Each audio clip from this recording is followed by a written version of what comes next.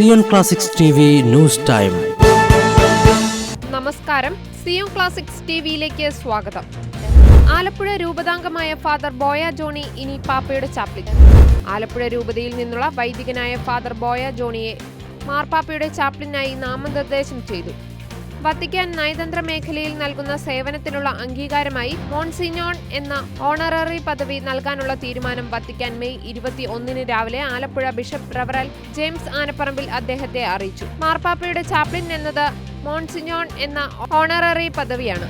പേരിനൊപ്പം മോൺസിഞ്ഞോൺ എന്നെഴുതുകയും ചുവപ്പ് അരപ്പട്ട ധരിക്കുകയും ചെയ്യും. ഇത് ഒരാൾ പരിശ്രമത്തിലൂടെ സമ്പാദിക്കുന്ന ഒന്നല്ല എന്നും ദൈവത്തിന്റെ കൃപയാണെന്നും ബഹുമതിക്ക് താൻ ദൈവത്തോടും പരിശുദ്ധ പിതാവിനോടും നന്ദി അർപ്പിക്കുകയാണെന്നും ബുർക്കിന ഫാസോയിലെ അപ്പസ്തോലിക് കാര്യാലയത്തിൽ നിന്ന് ഫാദർ ബോയ പറഞ്ഞു. ഔപചാരിക സ്ഥലമാറ്റം ലഭിക്കുന്നതുവരെ ബുർക്കിന ഫാസോയിൽ സേവനമനുഷ്ഠിക്കുന്നത് തുടരുമെന്നും നിലവിലെ പാസ്റ്ററൽ നയതന്ത്ര ഉത്തരവാദിത്തങ്ങൾ മാറ്റമില്ലാതെ തുടരുമെന്നും അദ്ദേഹം കൂട്ടിച്ചേർത്തു. ആലപ്പുഴ വെള്ളാപ്പള്ളി കനാൽ വാർഡ് വെളിയിൽ പരേതനായ ജോണിന്റെയും ലില്ലിയുടെയും മകനാണ് 2014 സെപ്റ്റംബർ 18 വൈദികനായ ശേഷം വത്തിക്കാനിൽ ഉന്നത പഠനം നടത്തി.